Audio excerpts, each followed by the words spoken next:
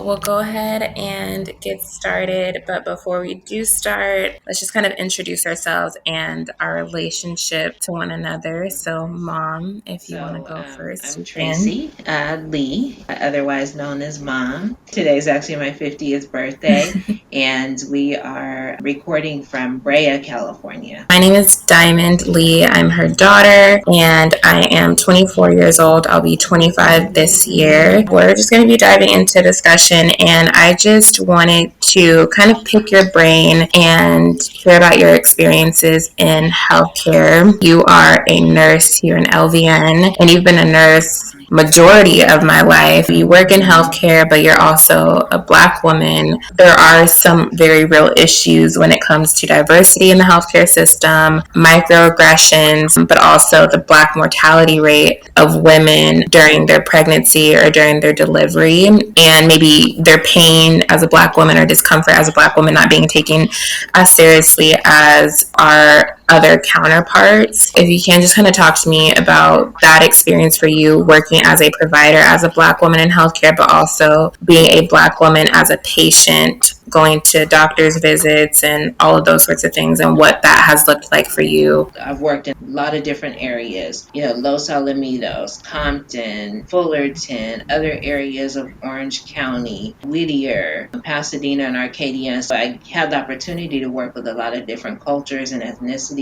Culture definitely plays a part in healthcare. I read the book, The Immortal Life of Henrietta Lacks, and loved that book. In the book, it talks about like John Hopkins, which is a teaching hospital. A lot of people, want to go there, aspiring physicians and stuff. But at the time that she was being treated, people wouldn't go because they felt like that's where Black people were experimented on, or you weren't treated as well, and you wouldn't come out. A lot of that is like passed down generationally, like some of those fears. Part of it is that, and so then people don't go. Then when you don't really have the knowledge, you don't ask the right questions. And so one of the things that I always encourage patients to do, regardless of their ethnicity or age or gender, write your questions down. So when you come back to the doctor, you have your list of questions and you don't forget anything. And I'll tell you that too, like write your questions down. That helps you not be dismissed. I'm not saying that this is right, but I think what a lot of people don't understand, a doctor's appointment is scheduled like every 15 minutes. So you have to think in 15 minutes, you got to get checked in by the medical assistant, nurse, receptionist, vital signs taken, get in the room, your complaints, your medications, all that stuff reviewed. You need to be seen, given what you need to be given, referrals, medication, what have you, and then the visit is over. I think there's pressure on both sides, right? As patients, we're like, I'm worth more than 15 minutes. Like I'm paying X, Y, and Z for my insurance. These are my concerns. I want to be heard. And then on the provider's end, it's like I have 30 patients and I got to get everybody in and out in 15 minutes and do all my documentation for legal reasons. It's difficult in that way. Different cultures express differently, like their pain. Some people are just more expressive and verbal. Some people truly have a higher pain tolerance than others. Your grandma is like that, right? She walked around with a broken toe for how long?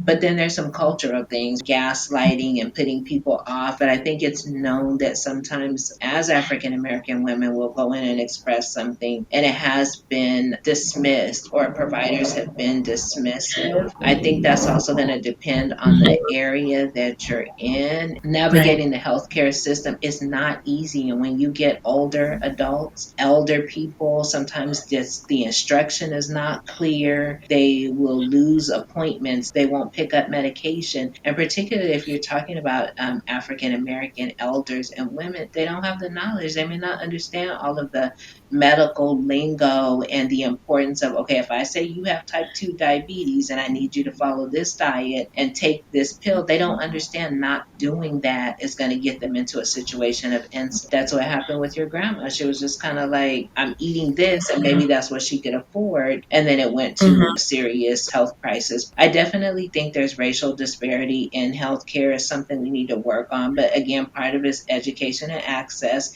And maybe it needs to start early, like in elementary schools or something, where knowledge is brought in even to the kids. That's exposure to their parents, and then informs their decisions as they're getting older. It's access, it's education. You have to advocate for yourself, write the questions down, research, knowledge sharing. We have to share knowledge with each other, just like I did with my friend going through cancer. Hey, this is what they should be doing, what you need to ask for your symptom management. And she was able to do that. When Black women get together and talk about their healthcare experience, I think there's a lot of commonalities in just not being heard and not feeling seen. What do you know now that you wish you would have known before? My value, that I have value, that I'm worth it, that I'll make it. We've been through a lot of tough things. I'm on the other side of a lot of difficult things. I'm just happy to be 50.